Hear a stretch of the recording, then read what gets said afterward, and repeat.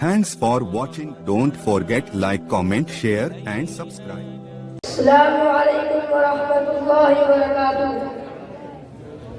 نحمده ونصلي على رسوله الكريم اما بعد فقد قال الله تبارك وتعالى في القرآن المجيد فاعوذ بالله من الشيطان الرجيم بسم الله الرحمن الرحيم ان الصلاة كانت على المؤمنين كتابا موقوتا صدق الله العلي العظيم.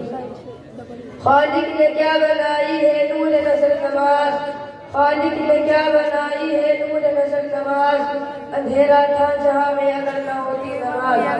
صدر محترم، اسٹیج پر رونق فروز بزرگان دین اور حاضرین جلسہ، آج کے اس مبارک اجلاس کے اندر میں آپ حضرات کے سامنے اسلام کی عظیم الشان عبادت کے فضائل و فوائد کا تذکرہ کرنا چاہتا ہوں، جس پر اسلام کی پوری عمارت کی بنیاد ہے، جو اسلام کے 5 ستونوں میں سے اہم ستون ہے اور اسلام کے 5 ارکانوں میں سے اہم رکن ہے، جس کو آپ صلی اللہ علیہ وسلم نے اپنی آنکھوں کی ٹھنڈک اور مومنوں کی معراج قرار دیا ہے، جس کو اللہ کے حبیب صلی اللہ علیہ وسلم نے ایمان اور کفر کے درمیان فرق کرنے والی بات قرار دیا ہے، جو معیار انسانیت، شان بندگی اور وقار زندگی ہے. اس مقدس اور عظیم عبادت کو ہم نماز کے نام سے جانتے ہیں.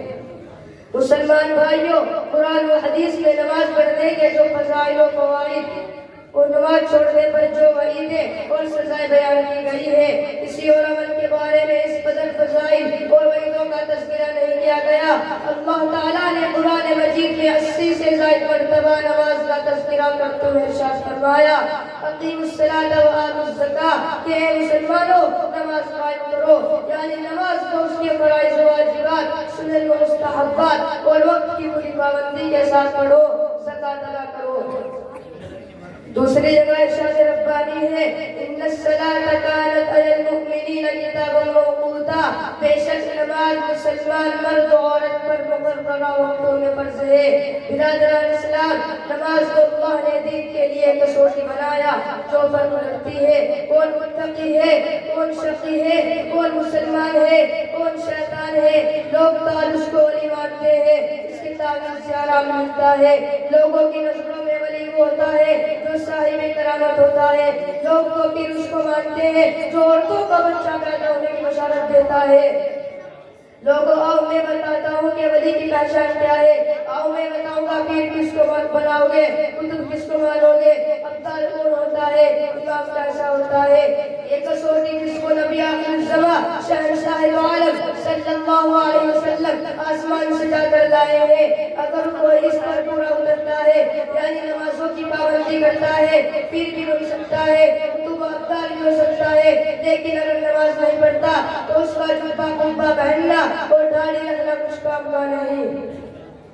اولاد کی تربیت کرنے والوں، آؤ تم بھی نبی کا فرمان سنتے جاؤ. صادق المصدوق رحمت للعالمین نے فرمایا جب بچہ 7 سال کا ہو جائے تو اس کو نماز کا حکم دو، جب بچہ 10 سال کا ہو جائے تو ترک صلاۃ کی صورت میں اس کی پٹائی کی جائے.